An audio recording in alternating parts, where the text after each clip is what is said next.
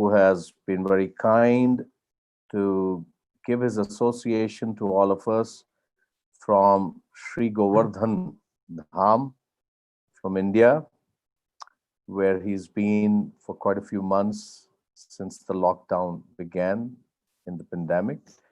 So we've been discussing over the last few sessions on the main topics of Srimad Bhagavatam. Maharaj, we did the first canto. Are we going to do the second canto? So today will be the review of this. Yeah, today will be the review on the second canto. So without much ado, Maharaj, looking forward to hearing from you. Hare Krishna. Om Namo Bhagavate Vasudevaya. Om Namo Bhagavate Vasudevaya. Om Namo Bhagavate Vasudevaya. Om Namo Bhagavate Vasudevaya. Om Namo Vasudevaya. Om Namo Bhagavate Vasudevaya. Naranam Namaskritya Naram Chaiva Narottamam Naram Chaiva Narottamam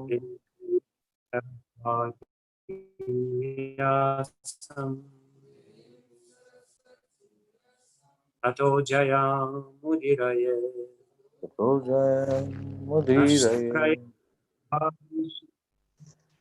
Nashtapraya Bhadresu Bhagavatyutama Shloke Bhagavatyutama Shloke Irbhavatina Tiki Bhakti Yam Pravrajantamanupetama Ajuha Putreti Tanmayatayo Taravo Samskara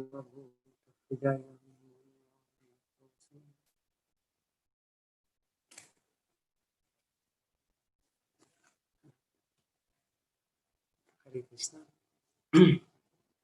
Yes, continuing with the structural review of the main topics of Srimad Bhagavatam, and I described the 10 lakshanas of Mahapurana, or particularly Srimad Bhagavatam, how the 9 topics of Mahapurana are there to distinguish or to separate, to give them full description of the 10th topic, which is Ashraya, or the Supreme Personality of God. We touched on many different subjects, and yes, I did give a brief review of the first canto of Srimad Bhagavatam, which is the canto describing Adhikari Tattva, the truth about the candidate who can understand Srimad Bhagavatam. So today we will do, I believe, all the rest of the cantos. I will not dwell into the details, but I'll try to give a very broad overview so that you can have an understanding what's going on in Srimad Bhagavatam completely. Because when we come to close, when we zoom it, then we may lose the broader context. And I stressed the necessity of broader context in my previous talk. It's the broader context which gives the meaning to the details. Without broader context, the details become meaningless. And that's exactly what happened when we read Srimad Bhagavatam in too slow pace. We lose the meaning of particular stories or details, what they're supposed to give to us, because it can only be known through the broader context of the whole book. That will be today's topic. We can continue these talks for some time, for 2-3 more sessions. There is something else to speak, but today I wanted to give, I don't know if I will do the whole 12 cantos or just the beginning, second, third, fourth, fifth, sixth cantos, but probably at least up to the 6th canto we can do today, that's for sure. And to introduce this topic, I will read a very important verse. This is the last verse from the 7th chapter of the 2nd canto of Srimad Bhagavatam, which basically explains why the beginning topics of Srimad Bhagavatam are extremely important, even though the higher topics of Srimad Bhagavatam is the main intention of the speaker. This point is being repeated by Sheila Prabhupada in his purports, but this verse of Srimad Bhagavatam specifically deals with this particular subject matter. So, Mayam Varnayato Mushya Ishvarasya Numodataha Srinvata Shradaya Nityam Mayayatma Namukyati. Mayam, affairs of the external energy, Varnayatah, while describing Amushya of the Lord, Ishvarasya of the personality of Godhead, Anumodataha, thus appreciating, Srinvata, thus hearing, Shradaya, with devotion, Nityam, regularly, Mayaya, by the illusory energy, Atma, the living entity, Na, never, Muhyati, becomes illusion. Translation and purport by His Divine Grace is Bhaktivedanta Swami Srila. The Lord's activities in association with His different energies should be described, appreciated. Anumodataha. Anumodataha basically means one should be very happy to hear about this katha, about the dealings of the Lord with His different energies. Appreciated and heard in accordance with the teachings of the Supreme Lord. Anumodata. If this is done regularly with devotion, Sradaya, Nityam, and respect, Shradaya means also respect, then one is sure to get out of the illusory energy of the Lord. Mayayatma namukyati. So, Mayam varnayato amusya. When one hears how Amusya, the Supreme Lord, associates with his Maya, basically, or Varnayato, when he describes Ishvarasya Anumodataha, and when he is very happy to hear about this, and Srinvata Anumodataha, very, very much happy about the subject matters. Srinvata Shradaya Nityam Mayayatma Namukati, he will not be bewildered by the illusory energy of the Lord. Purport by His Divine Grace, A.C. Bhaktivedanta Swami Srila Prabhupada. The science of learning a subject matter seriously is different from the sentiments of fanatics. Srila Prabhupada is brilliant. So he basically wants to say that if you want to learn any subject matter, any subject matter seriously, you have to approach it systematically, exactly what we're doing now. And it's different from the sentiments of fanatics. You know, we may be very emotional about this, but, you know, the fanatics, they lack systematic approach to a subject matter, to any subject matter. They're very chaotic in their approach. Fanatics or fools may consider the Lord's activities in relation with the external energy to be useless for them. And they may falsely claim to be higher participants in the internal energy of the Lord. But factually, the Lord's activities in relation with the external energy and the internal energy are equally good. The word Maya, of course, may mean both internal and external energy. Usually it's applied to the external energy, but we know that Yoga Maya is also Maya, energy of the Lord. So there's no difference for the serious listener in the dealings between the Lord and these two energies. On the other hand, those who are not completely free from the clutches of the Lord's external energy should devoutedly hear regularly about the activities of the Lord in relationship with the external energy. Srila Prabhupada says that if you are not completely free, then you have to hear with devotion about the activities of the Lord with the external energy. They should not foolishly jump up to the activities of the internal energy, falsely attracted by Lord's internal potential activities like his Rasa Lila. The chief reciters of the Bhagavatam are very much enthusiastic about the Lord's internal potential activities, and the pseudo-devotees, absorbed in material sense enjoyment, falsely jump to the stage of liberated souls and thus fall down deeply into the clutches of external energy. Some of them think that to hear about the pastimes of the Lord means to hear about his activities with the gopis, or about his pastimes like lifting the Govardhan hill, and they have nothing to do with the Lord's plenary expansions as the Purusha avatars and their pastimes of the creation, maintenance, and annihilation of the material worlds. But a pure devotee knows that there is no difference between the pastimes of the Lord, either in Rasa Lila or in creation, maintenance, and destruction of the material world.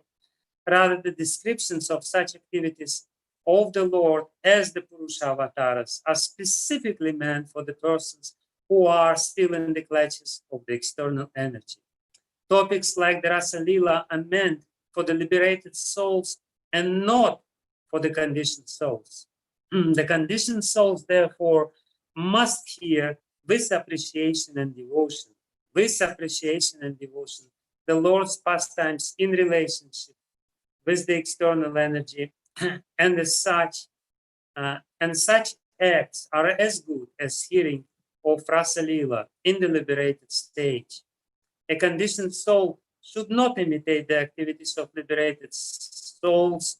Lord Sri Chaitanya never indulged in hearing the Rasa Lila with ordinary men. In the Srimad Bhagavatam, the signs of God, the first 9 cantos prepare the ground for hearing the 10th canto.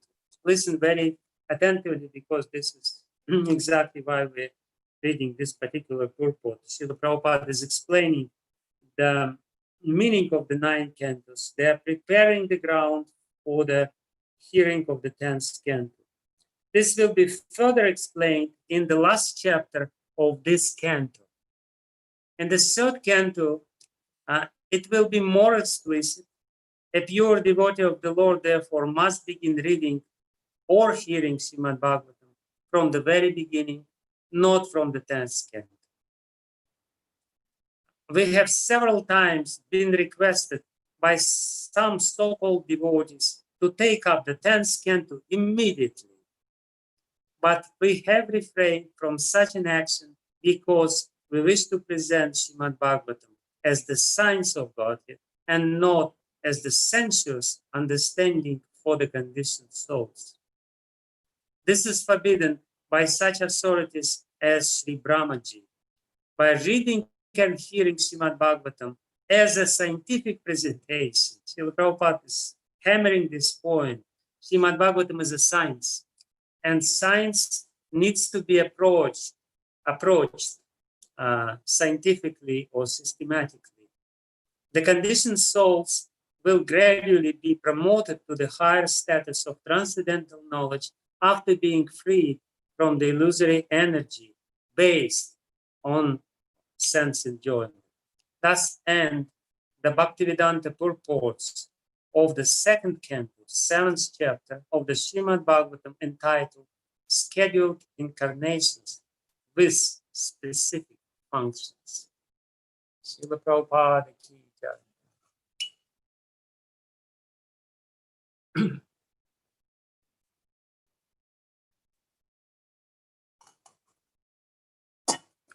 Namo Vishnu Padaya Krishna Prasthaya Bhutale Srimate Bhaktivedanta Swami Namini Namaste Saraswati Devi Gauravani Pracharini Nirvishesha Shunyavadi Paschatya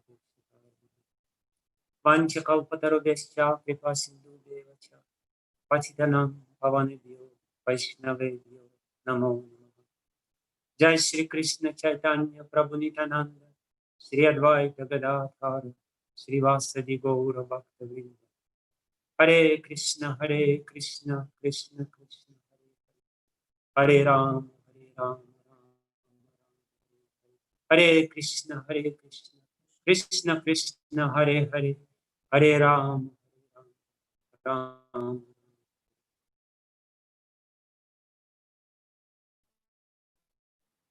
Ajanulam Vishvambaro Vijavaro Yugadharma Vande Jagat Priyakaro Yantah Pravishya Mama Vacham Mam Prasutam Sanjeevaya Tekila Shakidara Swadam Anyam Shahasti Charana Shravana Paga Tanan Namo Purusaya Swashyasti Vishwasya Kala Prasida Tam Jayantu Bhutani Shivam Mithodhi Yamanascha Badram Bhajatata Dauksaja Aveshi Atya.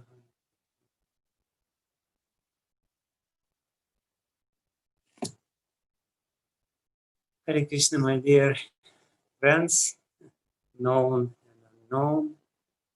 I am very happy to speak with you again on this subject matter, which is very beneficial for the soul.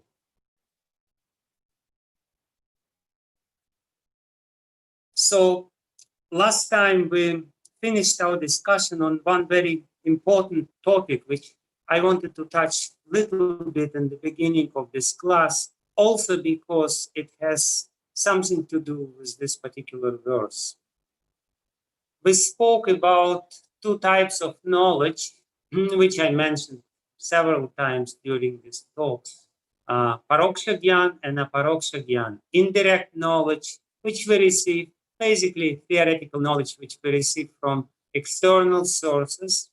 And Aparoksha Gyan, when this knowledge becomes our own experience, it becomes direct knowledge.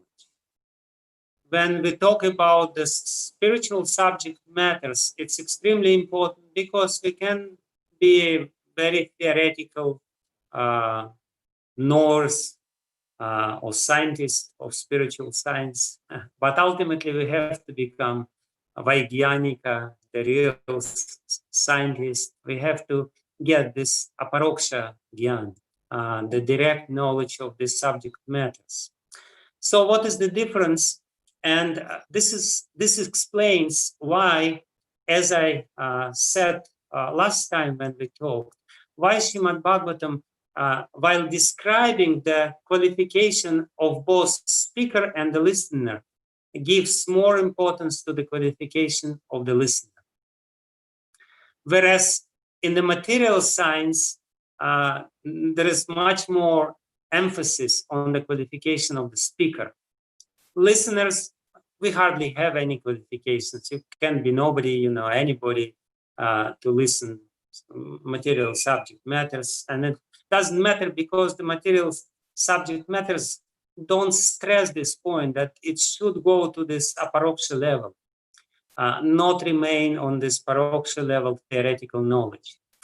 So basically, what is the difference between the two? When we hear, some samskara is remained in our consciousness, in our mind. And it, doesn't matter what we're hearing. But the relative depth of this samskara is different. And aparoksha gyan, basically, this type of knowledge when the samskara becomes very deep. The superficial samskaras is called theoretical knowledge. Theoretical knowledge is good enough to be repeated for the exam and then to be forgotten. Because the samskara is really shallow and it very quickly will be erased by some other samskaras, so covered over by some other samskaras, which we call the loss of memory, forgetfulness. But aparoksha gyan gives such a deep samskara that it can never be forgotten. It can never be erased. It can never be even covered over by some other samskaras. It will always be there. So, and then this aparoksha gyan is needed to pass the final test, the test of death. If it is a superficial knowledge, it will be forgotten because the intensity of the experience during the time of death is too much. And the intensity will overshadow the shallow samskaras which are there. We will forget about them. But the deep samskaras, on the contrary, will surface. Because in the critical situations, the deepest samskaras becomes active. There is a funny story about one minister. He was a minister in one court in ancient India, and he spoke so many languages. And all the languages he spoke perfectly, with perfect accent, so that nobody knew where he's from and what is his mother tongue. So, and everyone was wondering and, betting what is his mother tongue, because, and he never said this. They didn't know. He would keep it mystery. It's not like my English. You can immediately say that I'm Russian, trying to speak English with heavy Russian accent, or some other accents are there, German accent, Norwegian accent, Swedish accent, American accent, or British accent, whatever. So he was different. He could perfectly speak any language. So ultimately, two of his enemies decided to bet and find out. So what they did in the dark place, sometime at night when he was going back, they just attacked him. And with this violent attack, he started crying, and he cried in his mother tongue. So because that was his deepest samskara.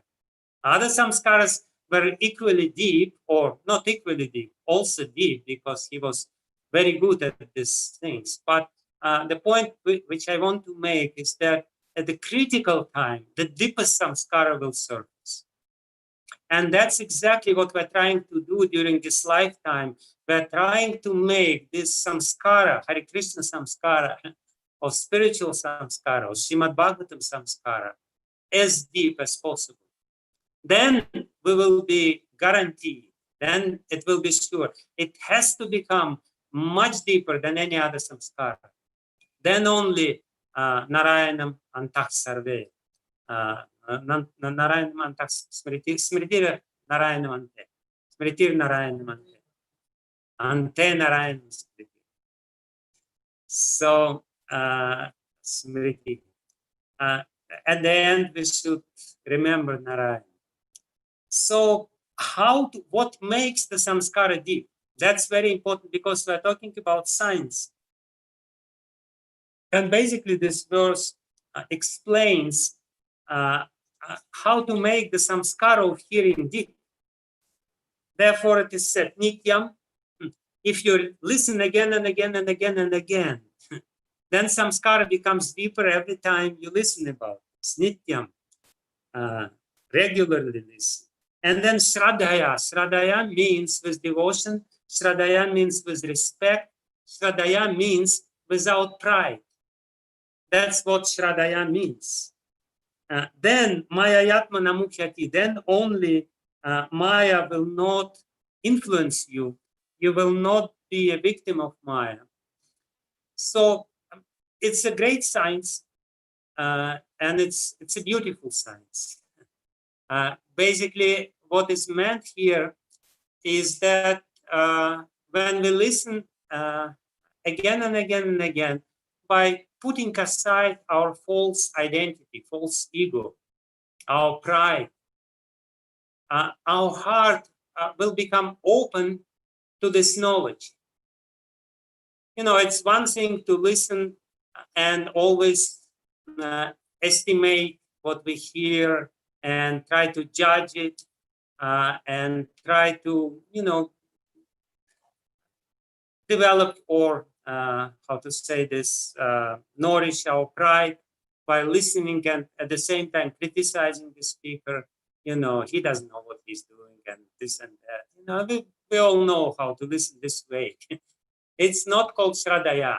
Shraddaya means by faith, by devotion, by respect.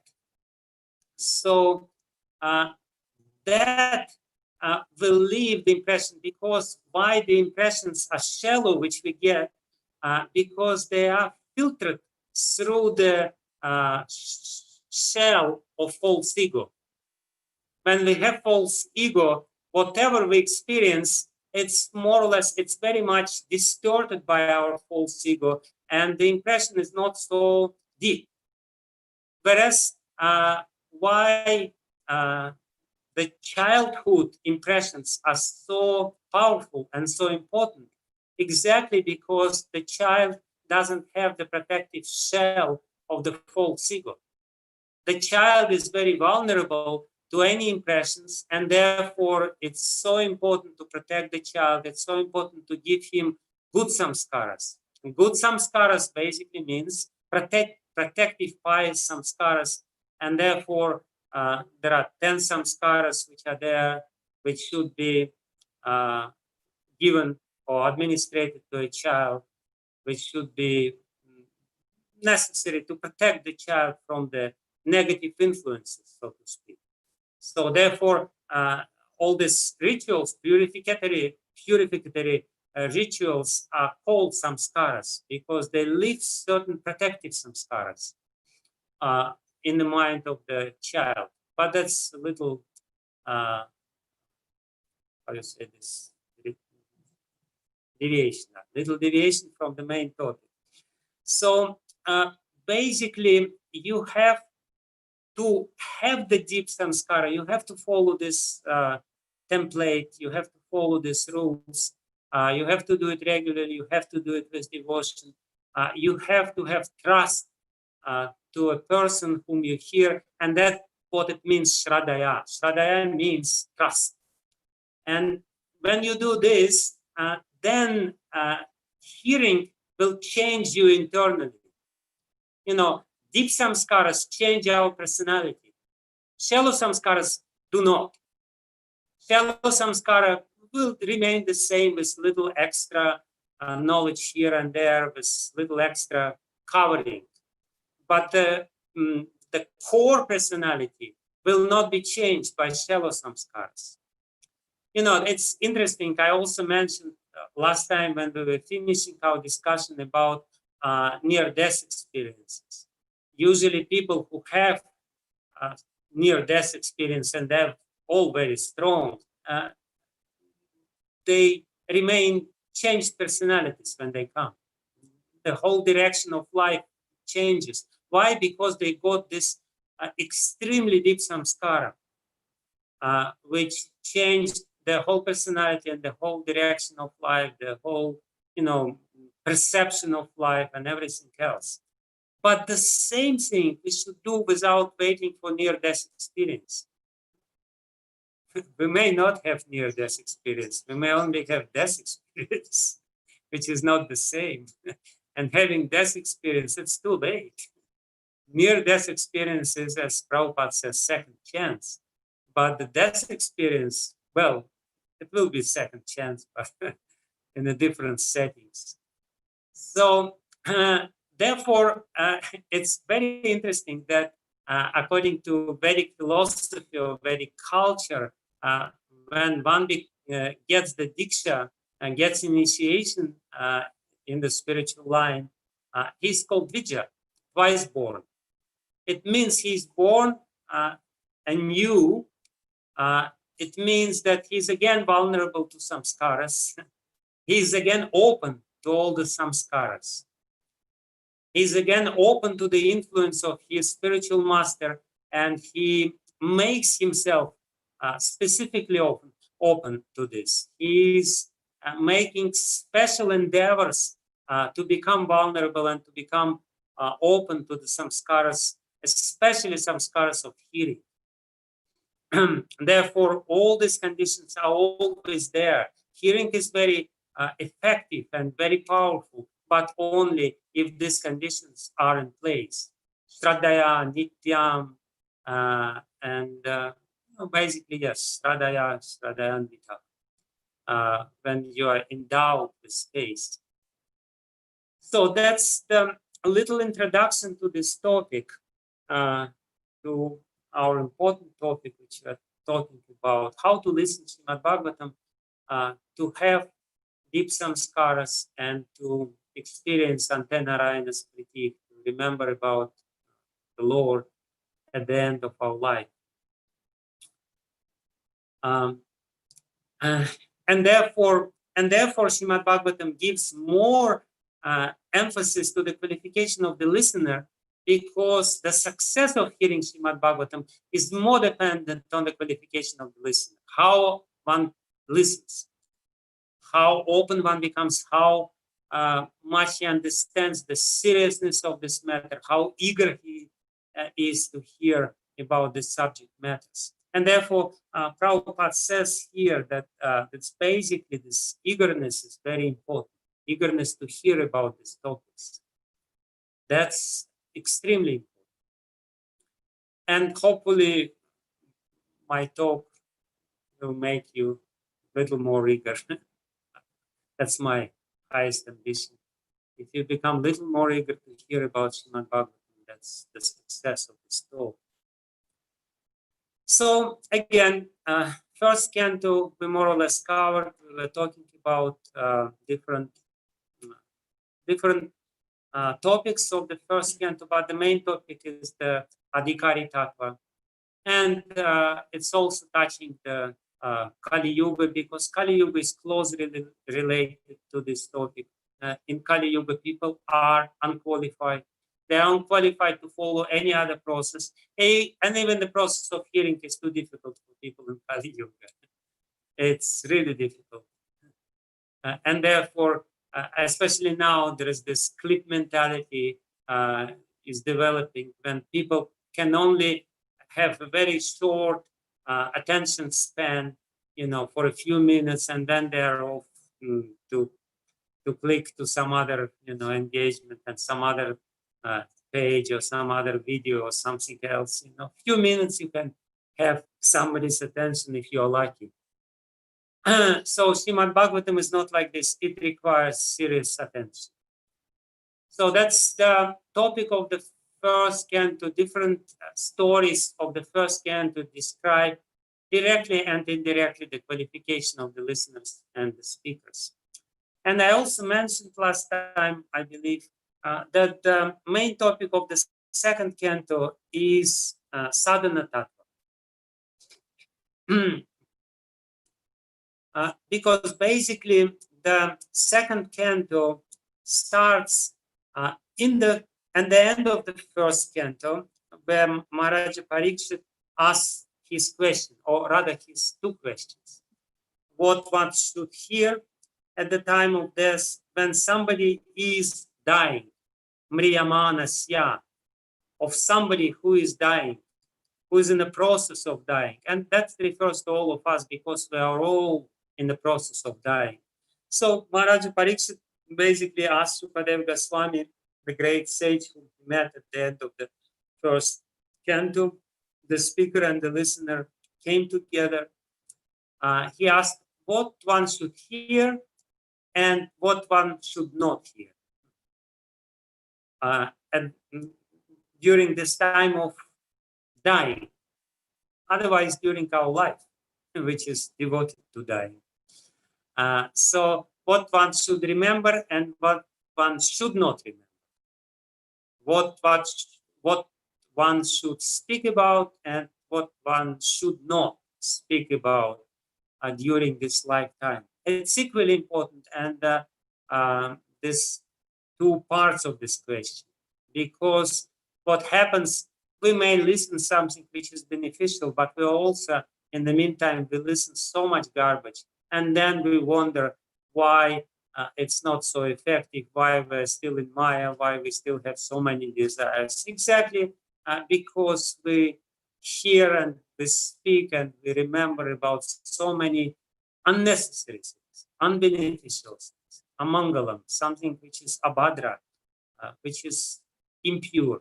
Unfortunately, especially now in the internet era, it's a very common practice.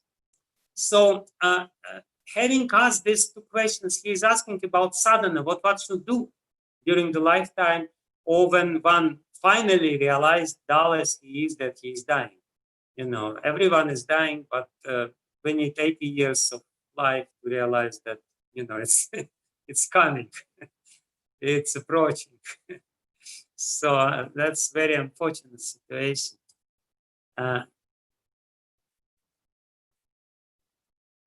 Therefore, second canto, that's the main topic. But specifically, this topic is being dealt with in the first 4 chapters of the second canto. It's interesting that first, Sukadeva Goswami, he starts by criticizing materialistic people who are basically not following sadhana, or they follow their sadhana, but their sadhana is the sadhana of death, sadhana of just basically, you know, to die. That's their prayojana. There's no other prayojana. So he criticized them in a few verses. He says that in the 4th or in 3 first verses, he says that materialistic householders, and they're engaged in sex during the nighttime, and they're earning money during the daytime, and they listen so many other subject matters, so many other garbage.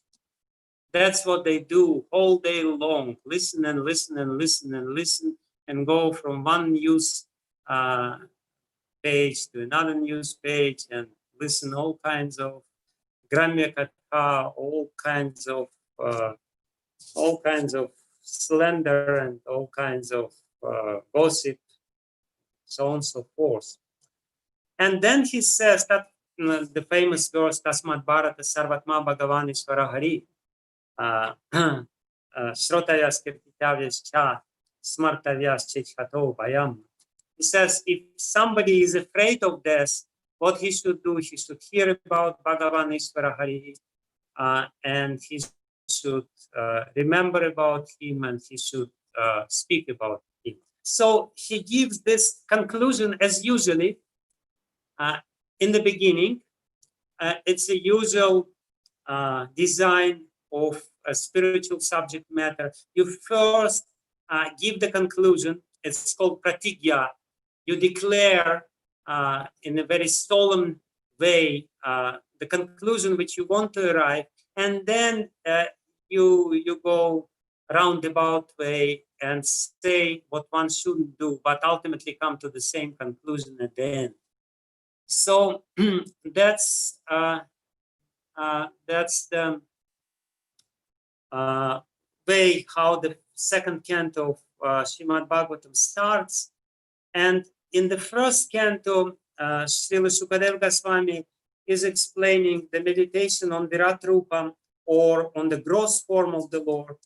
It's a sort of yogic meditation, because you know, so many yogis are there in the audience of Sukadeva Goswami, and because that's a very common practice.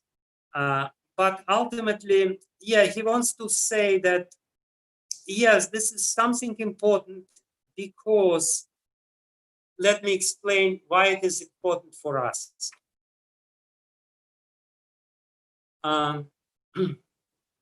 Because when we hear that we should think about the Lord, we have a very wrong impression that from now on, I know what to do. I should think about the Lord. Let me think about the Lord.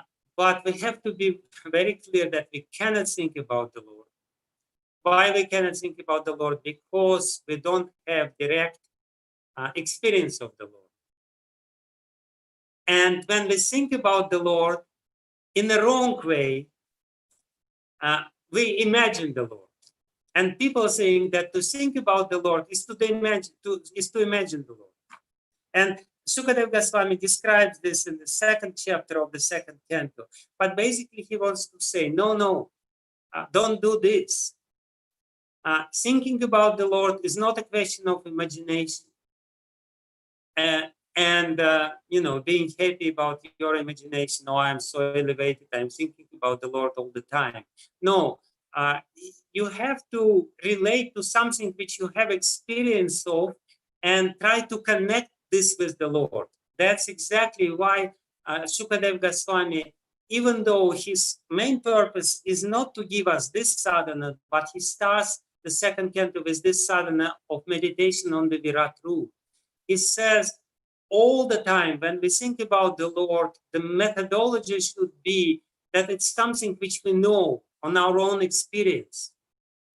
And then, we enhance it by reading Srimad Bhagavatam, this and that. But it's important not to mix or not to exchange the real thinking about the Lord with some imagination. And that's exactly why Srila Prabhupada says that it's so important for us to hear about the experiences or the pastimes of the Lord with the material energy, because we have a direct experience of this. We should start at this point, not at any other point, because any other point, when we jump up, as Prabhupada says, to Rasa Lila, or Govardhan Lila, or any other Lila, we're jumping up, and it basically we offend the Lord by our, very proud attitude that I can think about the Lord. You cannot. But we can think, we definitely can think about the pastimes of the Lord related with this material world, and that's where we have to start. So therefore, Virat Rupa goes first, and then in the 3rd chapter, Sukadeva Goswami is explaining the meditation of a yogi on the form of the Lord in the heart. And again, he explains the yogic meditation, which is not his real intention. And only in the 3rd chapter of the 2nd canto, he starts with the real sadhana. Again, it's very important when we talk about any subject matter to, before saying what this subject matter is, to say what this subject matter is not, so that we would not mix it in our polluted consciousness. So that's why these first 3 chapters are there. But it's very interesting that Sukadeva Goswami himself hardly speaks about this bhakti sadhana in the 3rd chapter of the 2nd canto of Srimad Bhagavatam.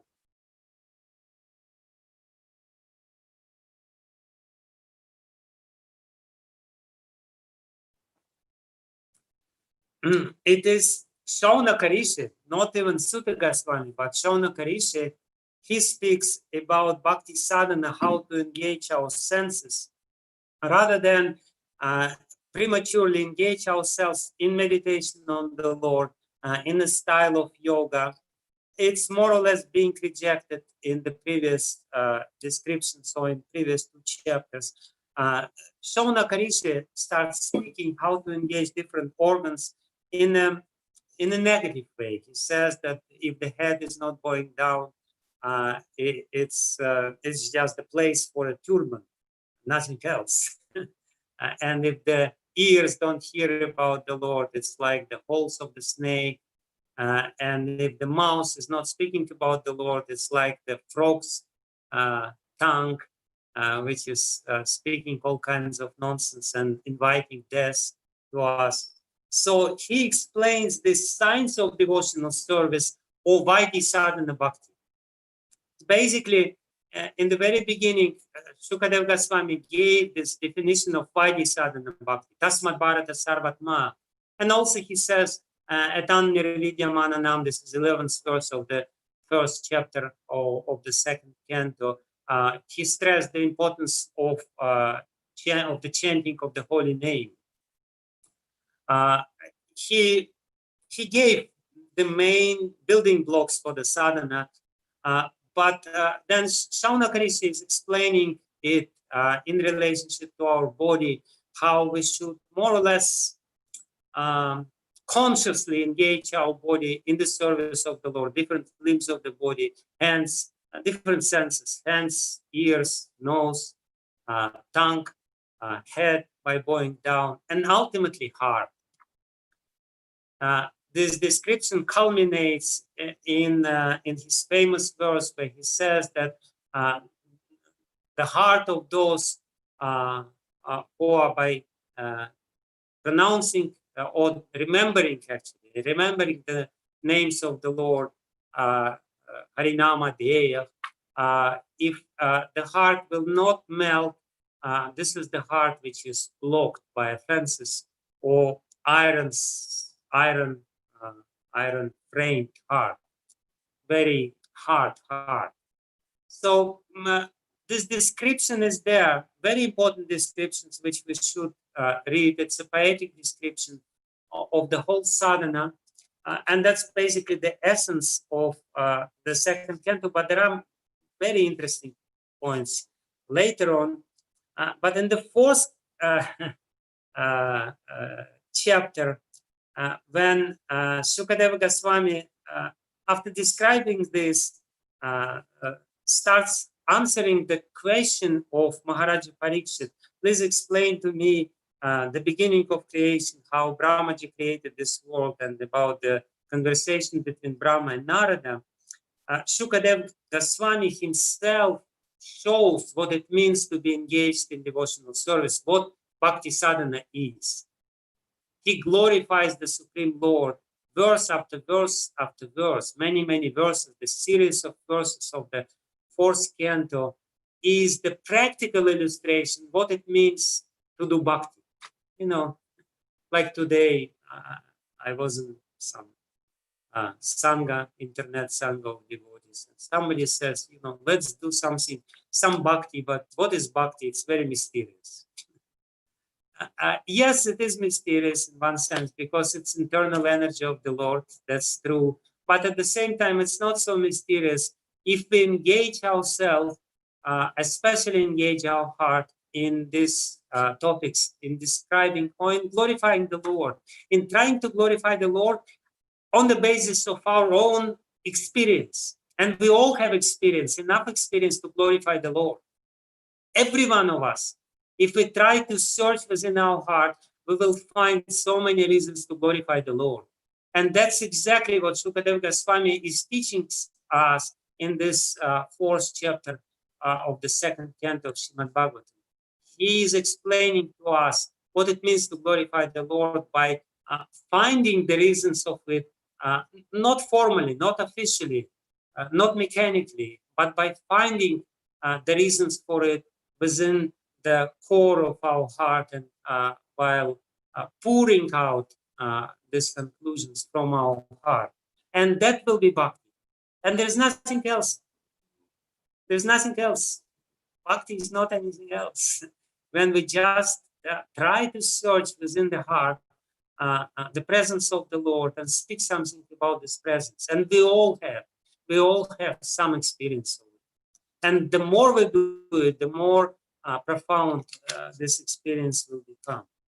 So now this is where, in a very interesting junction, because in the fifth chapter of the second canto, and in the sixth chapter, and in the seventh chapter, and in the eighth chapter, and in the ninth chapter, and in the 10th chapter, and the remaining chapters, remaining 6 chapters of the second canto, not so much importance is given to the sadhana tattva. Basically, Sukadeva Goswami starts with the first topic of Srimad Bhagavatam, which is Sarga, Atra Sarga, Visargascha, Sthanam, Poshanam, Utayam. And we learn this verse. hopefully by heart. This is the first verse of the 9th chapter of the 2nd canto. And in the 5th canto, in the 5th chapter, he says about Sarga. In the 6th chapter, he speaks about Visarga, the secondary creation. And in the 7th chapter, he speaks about Manvantara. He touches 3 very important subject matters from the superficial point of view very prematurely, because the scheduled incarnations is the subject matter of the 9th canto of Srimad Bhagavatam, Mishanukatha. But even in the 2nd canto, in the 7th chapter, the whole chapter is beautifully describing all these incarnations. So basically, it's a very important point. And I will explain it a little bit. What Shukadeva Goswami wants to say to us, first of all, he gives us again sadhana. It's sadhana. Sadhana is talking about the pastimes of creation. And it's really sadhana because in the first 3 cantos of Srimad Bhagavatam, this subject matter is repeated so many times. And sadhana, it is something which is repeated again and again and again. So, Srila Shukadeva Goswami is stressing this point, emphasizing this point. This is your sadhana. Listen about this. Listen again and again and again. Don't say that you already understood this. You didn't understand this. How you can understand this? But I will explain, while explaining the main subject matter of the 3rd canto, why it is so important. I will explain a little bit here also, but it's extremely important. So he basically, again, teaches us the sadhana. So he speaks about Sarga, Visarga, and Manvantara. And Sarga, the primary creation, the first creation, and Visarga, secondary creation, basically creates the scene for the Lord to appear. And this is the meaning of these 3 chapters together.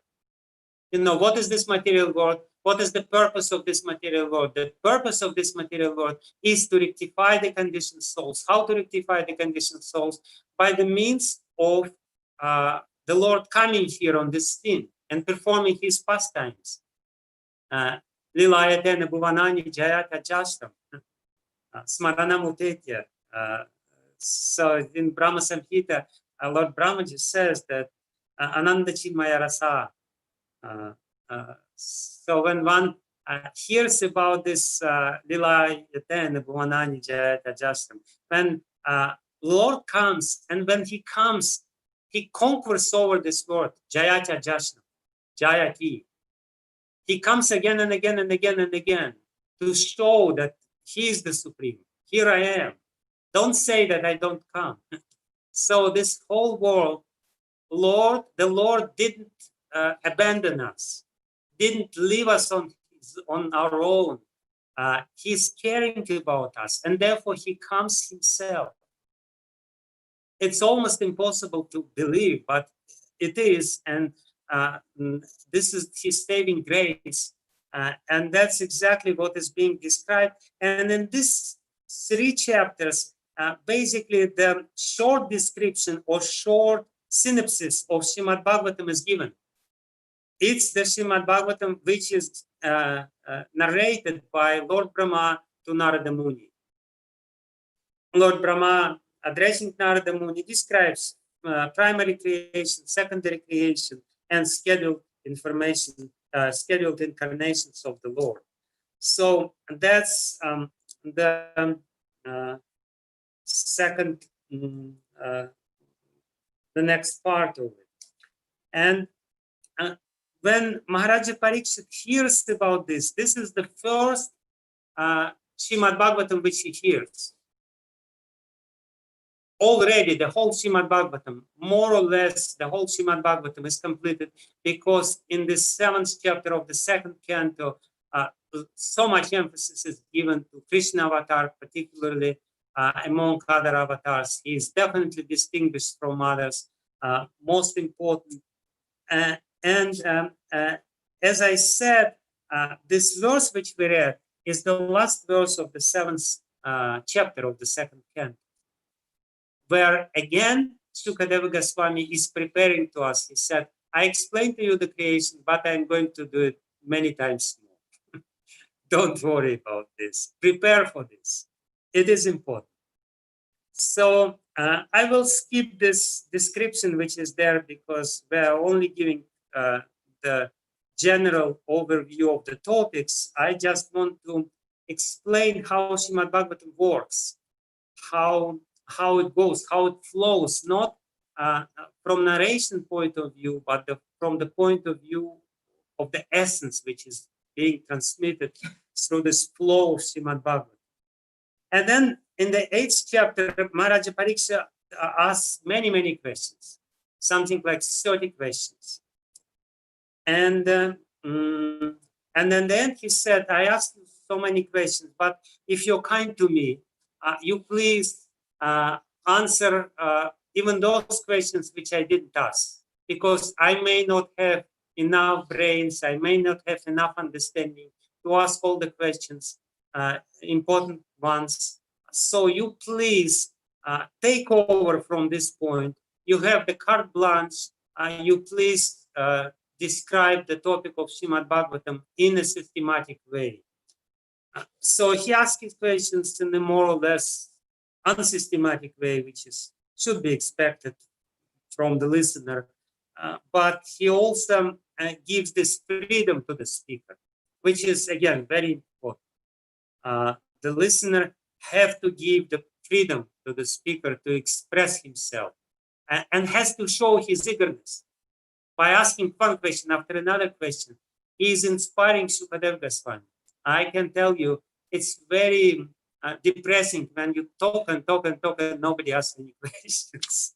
Because you think, okay, everyone was sleeping because Nashta Prayeshva Badrishu, all the disturbing elements from the heart was eliminated by listening to Srimad Bhagavatam, and everyone is snoring happily by putting his microphone on a mute mode.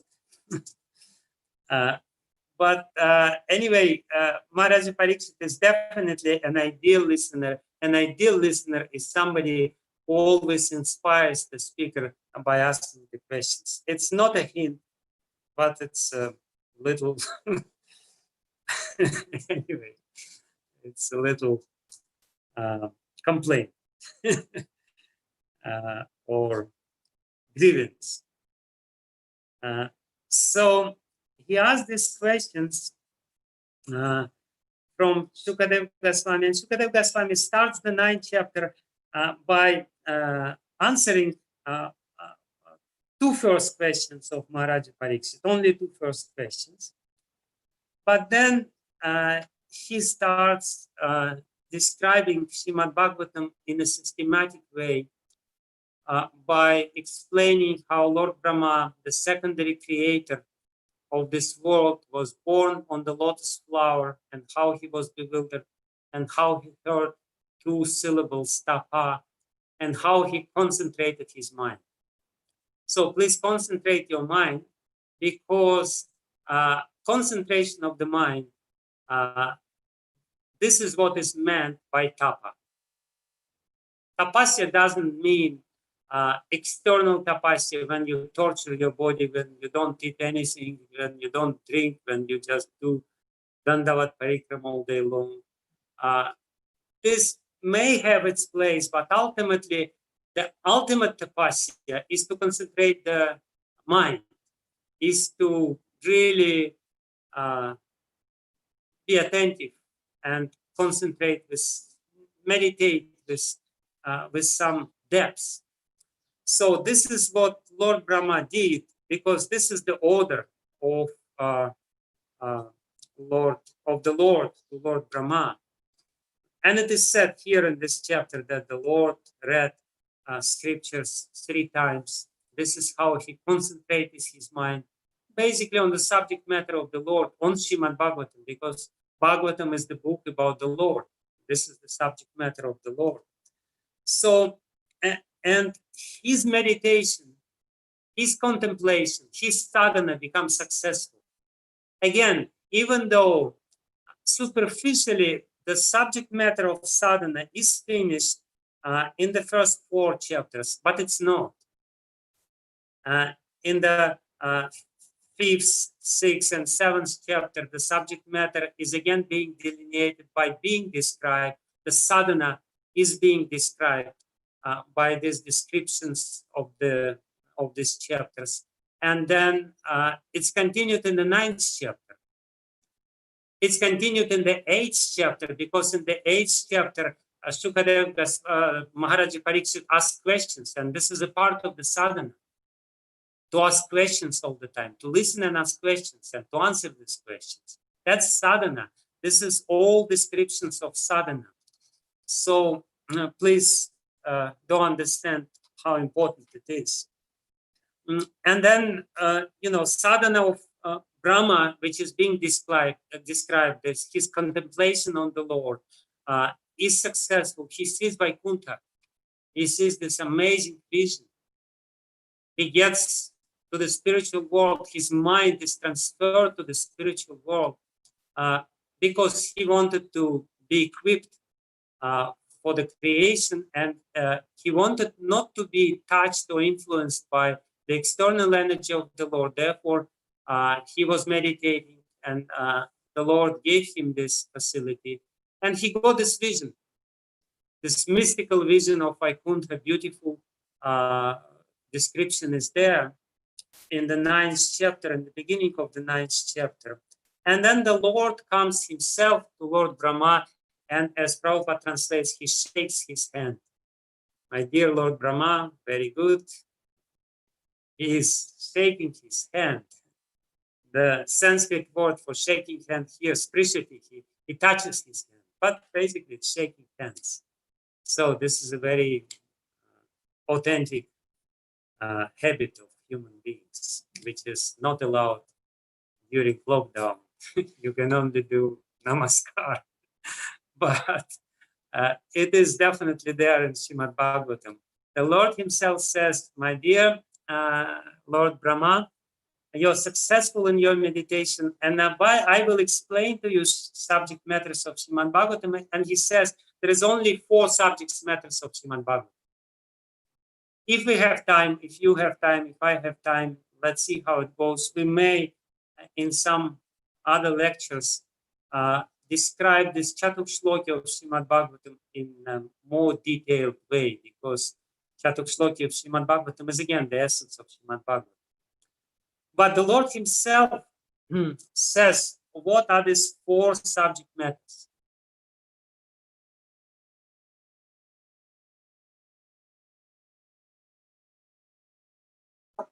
It's easier to remember because for dull-headed people of Kali Yuga, it's difficult to remember 10 subject matters unless you are genius. It's very difficult to remember that 10 subject matters. 4 subject matters. 3 is better, but 4 somehow or other we can, by great, tension in our head, remember. So please do remember what Srimad Bhagavatam is all about. The Lord says in the beginning of his description of Chatuk Shloki of Srimad Bhagavatam that there is Jnana, Vijnana, Rahasya, and Sangha. These 4 subject matters. He calls these 4 subject matters by these 4 names, which are very important for us to understand. He says that the first subject matter of Srimad Bhagavatam is Jnana. And Jnanam, as we know, is theoretical knowledge. Jnanam Paramaguhyam me. It's a very high, very confidential theoretical knowledge which is given in Srimad Bhagavatam. Yad Vijnana Samahitam, Samanvitam. Yad Vijnana Samanvitam. But this is not just theoretical knowledge, it's also accompanied by Vijnana. And we will know what it is. Sarahasyam, together with Rahasya, Tadangam Cha, together with Anga, with a part of it. Grahana Gaditam Maya. So I will explain to you this, and please listen. Grahana, Gaditam Maya. Please listen it very attentively. with high concentration so that the samskara becomes very deep. Please listen with high attention. What is so important, because 4 topics of Srimad Bhagavatam, which will be described in 4 verses. Gyanam Paramaguhyam Me. The Gyanam Paramaguhyam Me is the knowledge of the Lord, that the Lord basically existed before the creation, will exist after the annihilation of this world, and is existing during the existence or maintenance of this world. He is there. He is right here. He's not there. He's here. He is not some remote subject matter. He is very relevant. He was there. He will be there. He is there.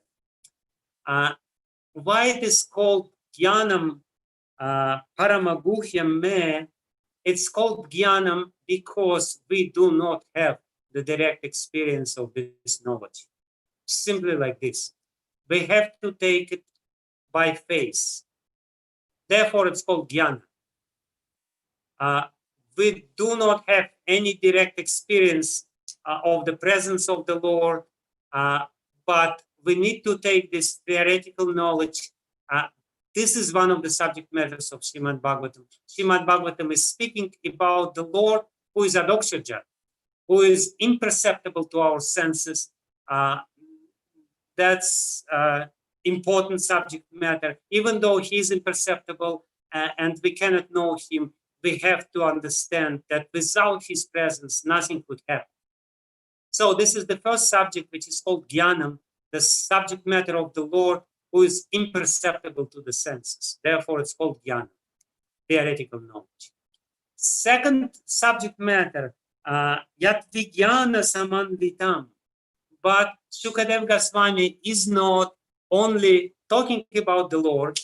There are some spiritual books which talk about only unknowable subject matters which we don't have spiritual experience. And it's very hard to relate to them. Because, maybe it's like this, maybe it's not like this. So Vijnana needs to be there, and Vijnana, it's our Vijnana. Why it is called Vijnana? Because we do have direct experience. What we do have direct experience of, we have direct experience of being in touch with the Lord energy. So that's the next second subject matter, extremely important subject matter of Srimad Bhagavatam, the description of the Lord energy, which is directly perceivable by our senses. Not only this kind of energy, there is Yogamaya, which may not be directly perceivable, but Mahamaya is definitely perceivable by us. So therefore, Srimad Bhagavatam is not only talking about the Lord, but he talks about our own experience and explains the realm of our experience through this knowledge of the Lord. The whole Vijnana, or the whole science of energy, material energy, is explained by the understanding that the Lord is there. Lord is definitely there. He is the creator. He is behind everything. And he is controlling everything, even though it superficially doesn't seem so. Superficially, everything is automatic. There is no direct involvement of the Lord. So that's the very confidential knowledge of not Rahasya yet. It's a confidential knowledge of Vijnana, how the energy of the Lord works. That's the second verse of the Chatur Shloki of Srimad Bhagavatam. First verse was Ahame Vasam Evagre. The second verse was, of course, that's a very famous verse. Ritar Tham Yat Pratiyita Na Pratiyita Chatmani. Tat Vidyatat Manomayam Yatha Baso Yatha Tamaham. So it explains two kinds of energy of the Lord. Yatha Abhasa, Yatha Tamaha. To comparison, the energy of the Lord is compared with two face. It may be just some, how Srila Prabhupada, reflection, abhasa, or it may be some darkness. And there are so many descriptions. It's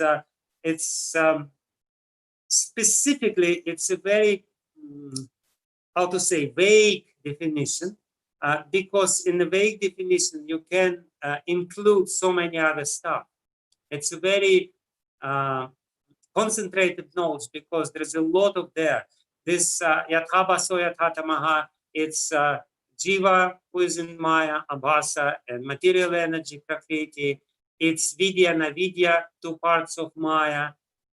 It's also can be considered as spiritual energy. Well, not spiritual energy, but anyway, so many explanations are there. But the basic point is that to explain how the energy works in relationship with the Lord. And if you try to explain how the energy works outside of the relationship of the with the Lord, you are basically lost. You are in Maya. Well, we definitely will not be able to do 12 cantos. That's for sure. With this speed. But anyway, I'm very quickly describing the second canto. We almost finished with the second canto. So what is Rahasya? Jnanam is the knowledge about the Lord who is Adoksaja. Vijnanam is the knowledge about the energy of the Lord, how the energy works, and we have direct experience of this working of the Lord's energy. Therefore, it's called Vijnana. So Rahasya means why it is given to us. Why this material energy is there? What is the purpose of it? That's Rahasya. Because everyone has experience of dealing with material energy, suffering within material energy, or enjoying within material energy, but nobody understands what is the ultimate purpose. The ultimate purpose is Rahasya. It's very confidential. What is Rahasya? Ultimate purpose is to gain love of God. Prema is Rahasya. And Prema is explained in Srimad Bhagavatam. That's a very important subject matter of Srimad Bhagavatam. So that's the third verse of Chatur Shloki, Rahasya, Prema, Yatha Mahanti Bhutani. Basically, the Lord explains how you develop love by understanding that I am there within your heart and I am at the same time outside of the universe. I am entering everything in this creation and at the same time not entering in everything of this creation. This understanding itself will evoke love. If you understand this, it's very interesting because in the 10th canto of Srimad Bhagavatam, there is this description of Uddhava Sandesh, how Uddhava comes to Srimad Bhagavatam, to Vrindavan, and how Uddhava basically conveys this same message of the third verse, that as much as the great material elements enter and not enter this creation, in the same way, I am entering and not entering. I exist and not exist. So there it will be explained how devotees listening this message of Krishna will listen it to three times, understanding it deeper and deeper and deeper. And that will give them deeper and deeper experience of love. First, they thought it's just some yoga, some theoretical knowledge, and they kind of rejected it. But then they thought, no, our Gana is not like this. Our Shyam cannot just say something like this, something so hard-hearted. He cannot be like this. He cannot send his intimate friend to us with this strange message.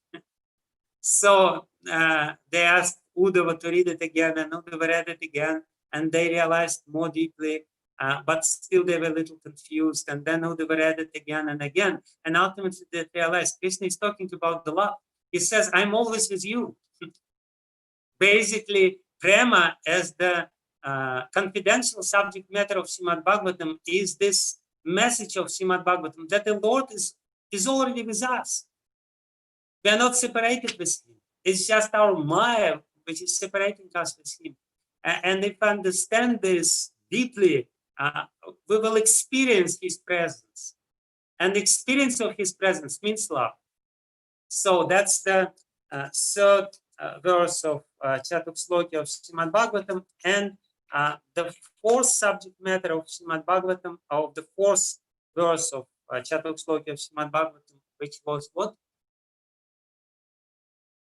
Yana, Vijnana, Rahasya, Tad Anga. Tad Anga. Tad Anga, extremely important verse of Srimad Bhagavatam, to which Srila Prabhupada writes the most profound and the most extensive purport probably in the whole of Srimad Bhagavatam. Tad Anga, etavadeva jigyasyam tattva jigyasunatmanaha anvaya vyatireka Yatsyat sarvatra sarvada. A person who is searching after the supreme absolute truth, the personality of God, most certainly search for it up to this in all circumstances, in all spaces, in all space and time, both directly and indirectly. Most certainly search for it. It's probably must certainly search for it. It's probably a little misprint here. Must certainly search for it. Not so basically, this fourth subject matter of Srimad Bhagavatam. So Guiana, Vijnana, Rahasya, and Sadhana. And again, sadhana is the main subject matter of the second canto. So sadhana is given the most important stress among the Chatur Shloki of Srimad Bhagavatam, because by sadhana you will realize Rahasya. All these previous truths, Jnana, Vijnana, and Rahasya, will be realized by sadhana. And sadhana has to be performed again and again in all spaces, in all the times, sarvatra, sarvada, anvaya, vyatireka bhyam, directly, indirectly, and it means so many things. It means raganuga sadhana, it means vaidhi sadhana, it means all kinds of stuff, which Srila Prabhupada very, in details explains in the purport to this verse. So that's basically Chatuk Shloki of Srimad Bhagavatam. And in the 10th chapter, which is the main subject matter, and again, sadhana is stressed here. And in the 10th chapter of Srimad Bhagavatam, as we explain the 10 subject matters of Srimad Bhagavatam were explained, and the methodology of the 10 subject matters are explained. I already told this. There is no need to stop at this point. We already know how it is explained in the 10th chapter of the second canto of Srimad Bhagavatam. But then, very interestingly, Shukadeva Goswami starts explaining creation for the second time. In this short second canto, which is one of the shortest cantos, well, not, but one of, 2 times Sarga and Visarga is being described. And in the 10th verse, the very interesting explanation of the reason why it is being done for the second time is given, especially by Vishwanath Chakravarti Thakur in his purport to this verse, 10th verse of the 10th chapter of the second canto.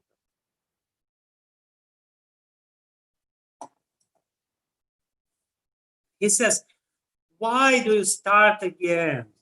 Not again. Oh my goodness, I already know that first Lord lands the Prakriti, and then Prakriti, from Prakriti Mahatattva appeared, and from Mahatattva appeared. And there are different slightly confusing description. Sometimes it is said Mahatattva, and from Mahatattva, Ahankara Tattva. Sometimes it is said in 11th canto, it is said that Mahatattva, then Sutra Tattva, then Ahankara Tattva. Sometimes it is said that Mahatattva is predominantly Sattvic. Sometimes it is said that Mahatattva is predominantly Rajasic.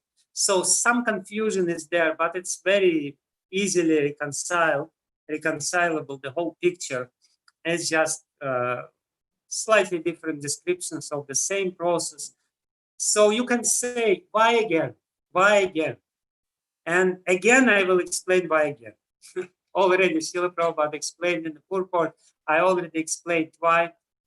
Again, there is a place, very important place here to explain why it is necessary. Vishwanath Chakravarti Thakur says that all the conditioned souls are sleeping. And there are two categories of souls. Those who are sleeping peacefully, they're enjoying material enjoyments, they're sleeping. And those who are in unconscious state because of the sufferings. We all know, we've all been in those two states of unconsciousness. Sometimes we're just happily enjoying and think that everything is fine. And sometimes we're too much suffering. It's too much, such a pressure upon our head, and we just curse everything. But we're totally unconscious. Basically, in both cases, we cannot be at present. Neither enjoyment nor suffering places our consciousness in the present moment. We're always engaged in some dreaming or in some lamentation, shoka or fear, bhaya, shoka, or moha. We're not at present moment, we are unconscious. And Vishwanath Chakravarti Thakur says that because of the, please listen very carefully, because of the compassion to those unconscious living entities, this description are given in Srimad Bhagavatam. Srimad Bhagavatam gives this description of creation again and again and again to give us some chance to get interested and to get out from this semi-conscious state which we are in now. The example which Vishwanath Chakravarti Thakur gives, he says that he gives the Ayurvedic principle. He says that if you burn yourself, then Ayurvedic ointment against the burn is of the hot nature. You should apply some ointment which is hot, not cold. Instinctively, we think we should apply something cold. But Shukadev Goswami says, no. You can only cure yourself from the burn by something hot. So it means that if we are attached to Maya, and we are attached to Maya, if is not appropriate. There is no question of if. We are attached to Maya. For those who are attached to Maya, as Prabhupada says in the purport which we read, these descriptions are necessary because by reading very carefully these descriptions, which will be given 2 times in the second canto, 3 times in the third canto, and 2 times in the 11th canto, and so many times during Srimad Bhagavatam. By reading these descriptions, we can be cured from this attachment. We can get interest because we will understand that the Lord is behind everything. So I'm already speaking how much? Already 1.5 hours. Hare Krishna. Maharaj, we're perfectly fine with it, as long as you're okay to continue. And we have many questions also. Already many questions have come in. Okay, so I will only introduce the subject matters of the next cantos in a very brief way. I'm more or less finished with this second canto description, which is describing Sarga, Visarga, and Sadhana.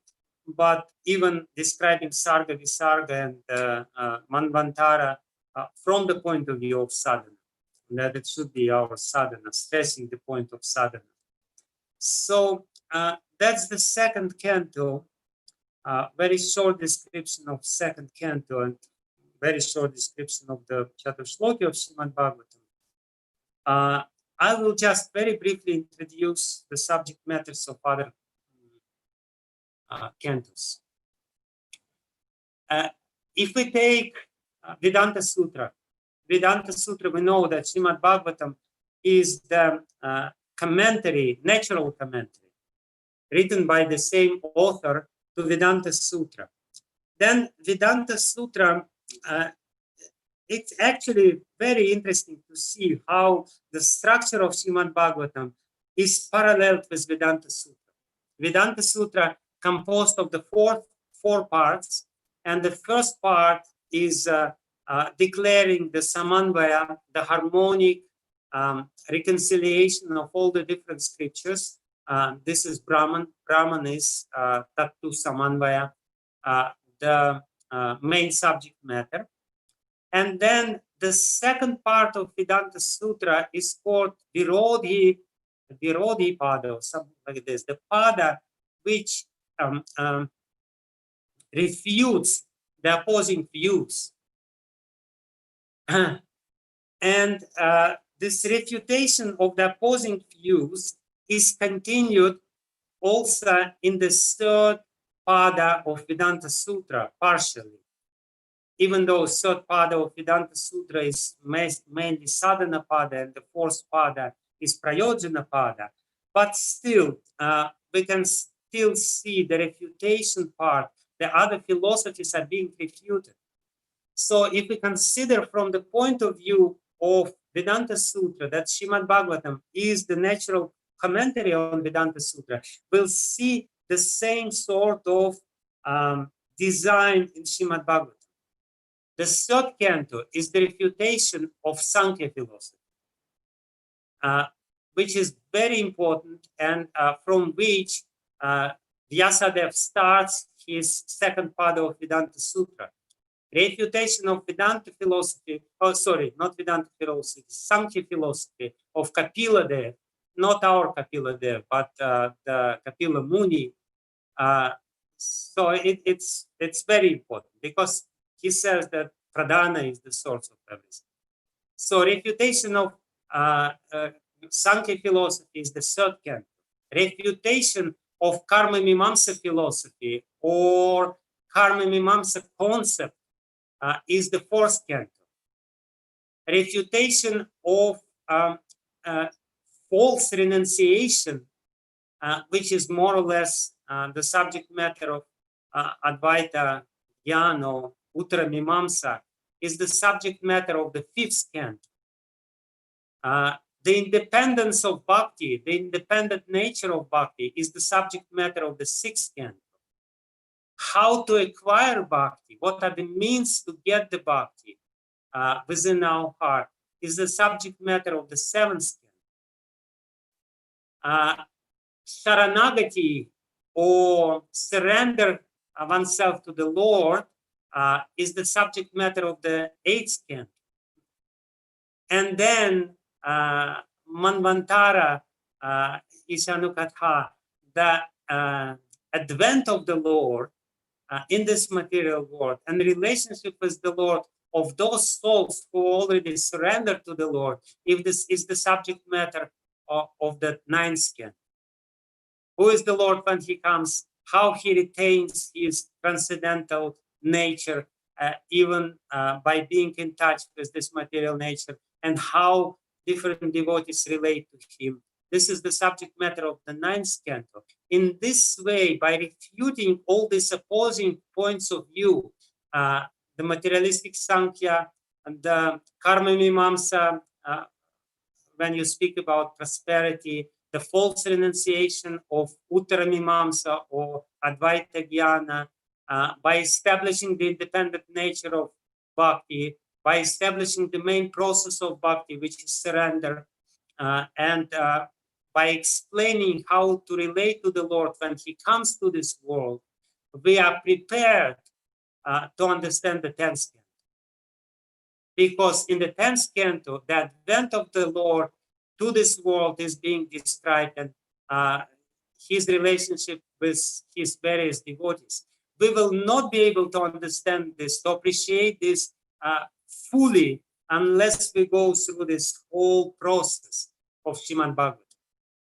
So this is what Srila Prabhupada is explaining in the purport which we read, that starting from the 3rd canto and 2nd canto, when the creation is being explained, we are ultimately clearing our heart, cleaning our heart, and preparing our heart to the advent of the Lord, which will be described in the 10th canto. Otherwise, we will just read it and we will say, okay, yeah, nice. No, but we will not understand what's going on there. So that's the design of Srimad Bhagavatam. That's the structural design. And very briefly, I wanted actually to finish today the whole thing, but somehow or other, the 2nd canto was too detailed description. I'm sure I will finish next time, explain in more details this subject matters. Today I just announced these main topics which are there and which are very much parallel with the description being given in the Vedanta Sutra. So that's it for today. Thank you very much. Hare Krishna. Hare Krishna, Maharaj. This was like every other session, really very deep, and honestly, we could have gone on with it, but I guess time is always a factor. So we have a few questions, and there's one question that I'm asking myself. Particularly, you have been stressing in the sessions on the paroksha and aparoksha gyan, and clearly it is very clear that there is a journey involved to be moving from an indirect understanding to the direct understanding of the subject matters of Srimad Bhagavatam, wherein you also very emphatically expressed that aparoksha gyan is straight to the soul, and therefore at the time when it means when actually the crucial time, which is to give up this body, unless we have come to the stage of aparoksha gyan, it possibly would be in the category of, correct me if I'm wrong, as shrama eva hi kevalam. That means whatever we may have done, it doesn't come to any help. Having said that, you also said about cleaning and clearing of the heart in your just the last explanations of all the cantos. Yeah. Now then the third thing that you said is you have to put aside your false ego. If you really want deep samskaras, where all the other samskaras are kind of embedded over by the deep samskaras of hearing Srimad Bhagavatam, wherein you said, therefore, it has to be nityam. So the question is, how do we put aside this false ego? And as practicing devotees, we still kind of hold on to this false ego, both in terms of our engagement with the external energy of the Lord and the material environment that we are in, and also as practicing devotee, we are part of an institution and we get entrapped in a false ego that comes from that sense of false identity.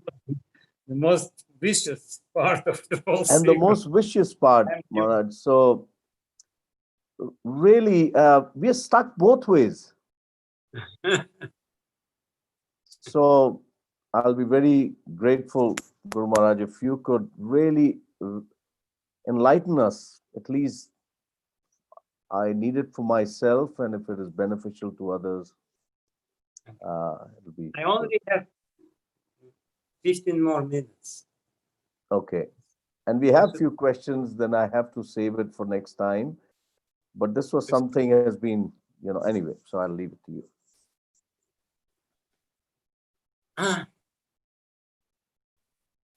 We have to be involved with the material world, but,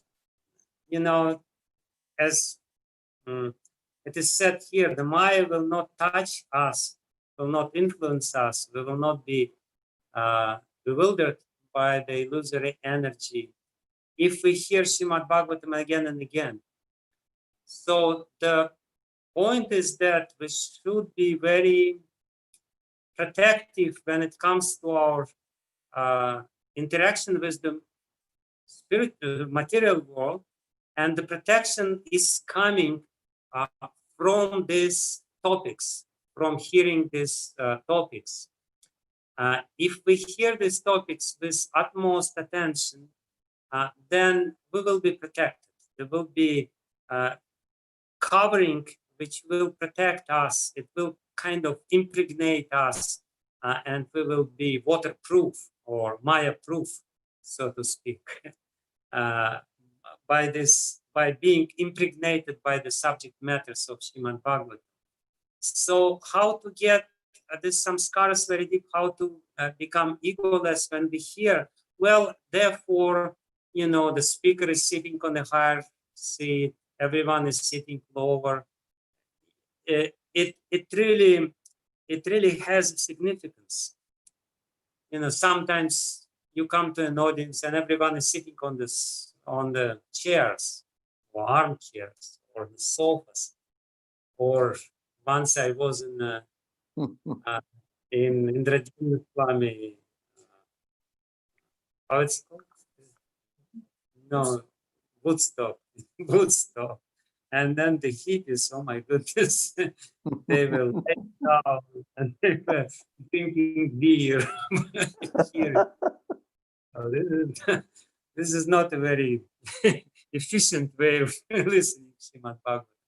It more or less kinds of tunes you in and gives you a certain mood. You have to become, humble. When you sit on the chair, there is a very subtle psychology behind it. When you sit on the chair, you immediately feel like lording it over. You just look, who is there. When you sit on the floor, you become immediately more humble.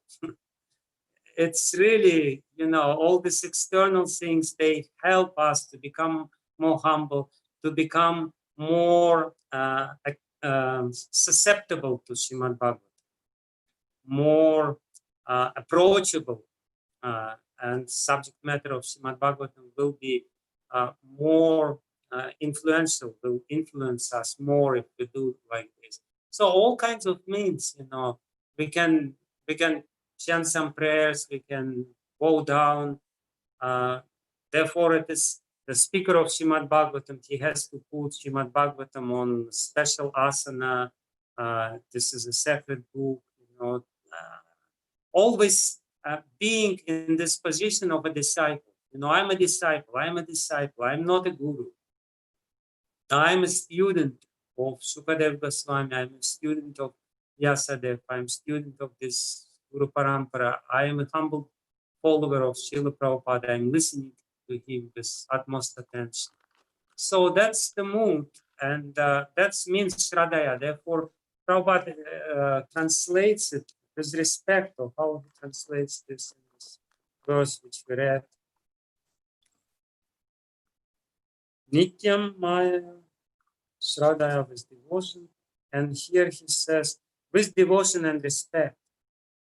If this is done regularly with devotion and respect. So with devotion and respect and with trust, with some openness of the heart. So basically that's what it is. And if we do it, we will be protected from all these interactions. And as far as this other conceptions, they will automatically be removed. You don't need to even consciously know about this. I will try to explain how all these concepts are there imperceptibly within our psyche. The Sankhya philosophy, atheistic Sankhya philosophy, the Karma Mimamsa philosophy, they're there. They're not, it's not somebody else who is outside there. All these philosophies are within our heart. So, but they will be removed. Just by reading the third canto of Srimad Bhagavatam, you will be removed of this problem of Sankhya philosophy or this understanding. You know, like I recently spoke with one devotee. He's a scientist, he's a physicist, and he's teaching students. And he became a devotee not so long ago, a couple of years, he started chanting. And he says, I'm still continue teaching them, even though I don't believe anymore what I'm teaching. So how did it happen? His whole life, he's a professor, his whole life he was teaching. Now he doesn't believe it. Why? Because he read the third canto of Srimad Bhagavatam. This is the best way to, to be converted from the science into spiritual science. Any other questions? Thank you, Maharaj. And now, yeah, there are more questions. So I have first question came from Anupama Radharani Mataji. Hare Krishna Maharaj, please accept my respectful obeisances unto your lotus feet. Thank you for your wonderful class, which makes the listeners dive deep into the nectar of spiritual nectar. My question is, how do samskaras act on us when we are very little and not aware of even what is going on around us? Is it the same as a Gyan Sukriti? What happens if our shallow samskaras overshadow our deep spiritual samskaras at the time of death? That will not be happen. That will not happen. The shallow samskaras cannot overshadow the deep samskaras at the time of death, because the shadow samskaras can influence us, no doubt about it, during our lifetime, because of the interplay between subconscious and conscious mind. You know, sometimes we can see we have very deep goals and deep samskaras, and nevertheless we being influenced superficially by something and diverted to a certain extent. That may happen, but it's not going to happen during the time of death. Don't worry about this. The time of death is a very fruitful time, because all the fruits which you have obtained during this lifetime by doing sadhana will come to you. You may not be aware of all the fruits which are coming from this sadhana, but they will come to you. You will reap these fruits, especially in the time of death. Like Ajamil, he was not really aware of what is going on while he was calling his son Narayan, Narayan, Narayan, Narayan. And then he even liked calling him Narayan. He was calling him without any reason, Narayan, Narayan, Narayan. So he didn't know what's going on, but he encountered the great result of this at the time of death. So that's not a problem. Don't worry about this.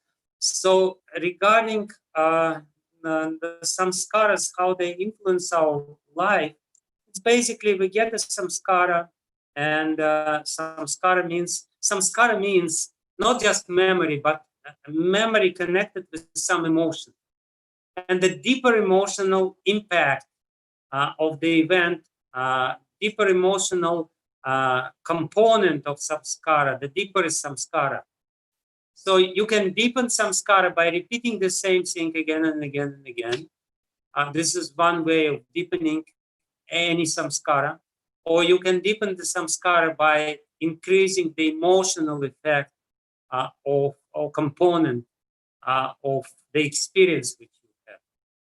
So because there is, and what is emotion? Emotion, it's like somebody translates it, it's from Latin word emovere, which means moving. It's energy. Emotion is energy in motion. It's basically emotion. It's a very powerful energy. So when some experience which we have is recorded in our psyche, in our consciousness with emotional impact, it has an energetic component, and this energetic component is pushing us either to avoid the same experience, we are fearful of repeating the same experience, or to strive for the same experience. In this way, samskaras influence our life. You know, the more emotional effect, the more emotional samskaras we have, the more scary we will become of certain things, or the more attracted we will become of certain other things. So that's basically how the samskaras are influencing our life. So can we take one more question? Though it's a little long. One more question, and I will have to answer a couple of questions which I have here. Okay. Though this is a long question, but I'll try to take one or two parts of it. From Radha Pramod Prabhu, he says, we hear about, the question is, we hear about the creation. Should we meditate on the creation when we see around?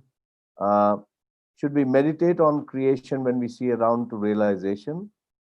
What does it mean to have experience of Lord from creation? And then he says, Maharaj, you told bhakti means to glorify the Lord with our experience. Then how do we get benefit if we offer prayers from the prayers offered by great devotees of the Bhagavatam? Also, if we read the prayers of the Bhagavatam without understanding the meaning of the prayers, does it have benefit? Yeah, it does have benefit, but less benefit. So the first part of the question is how to see the Lord within the creation. Basically, to understand that the Lord is, I will explain this in the next class when I will talk about the third canto, the design of the third canto.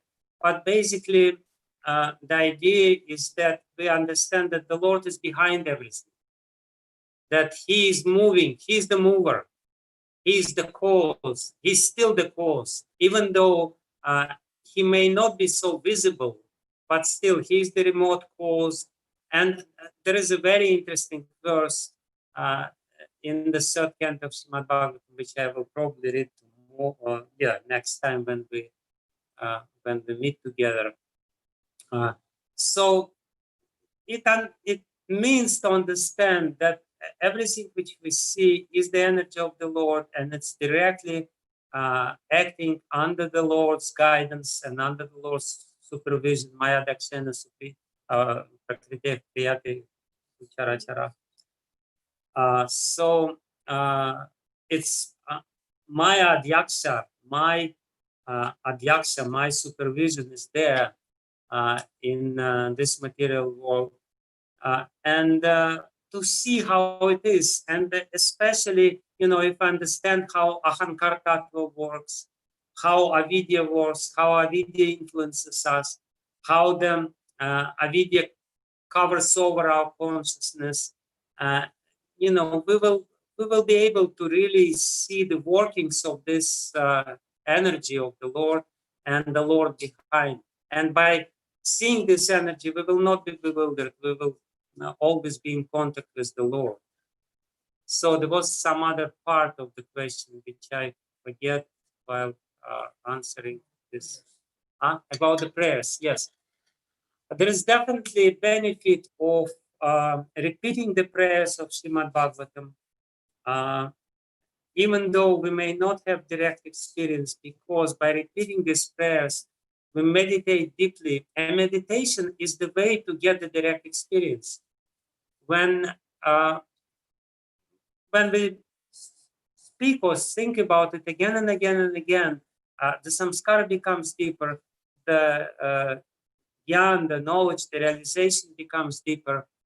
And the example of it is Lord Brahma. He was meditating on the Lord again and again and again. And ultimately he got revelation. So that's why all these prayers are there, and we may repeat them. And especially if we repeat them by investing our heart into these prayers. If we repeat them, investing our heart into these prayers, then of course the effect of samskaras of this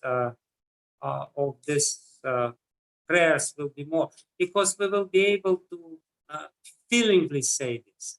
Again, this emotional impact, whatever we do, if we do with emotion, it will have a greater influence upon us. If we do it mechanically, it will not have, or it will have very insignificant influence upon us, upon our psyche. But if we do it emotionally, so if you feel emotionally, then definitely, and we should, it's our sadhana, it's a part of our sadhana. If we feel some prayer is very relevant for us, we should repeat it. Like I repeat the prayer of Dhruva Maharaj.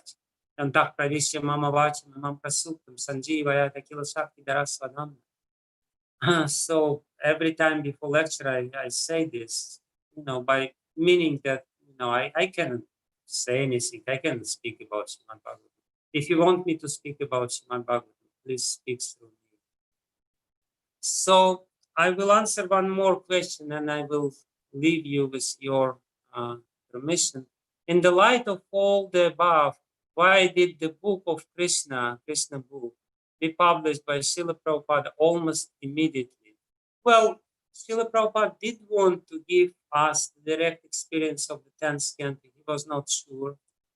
And he knew that if he gives this book with his explanations, which are very down to earth, which always refer to our experience, not just lofty ideas, lofty concepts, which make all the subject matter very, I don't know, very, I don't know how to say this, but Srila Prabhupada probably say very strong.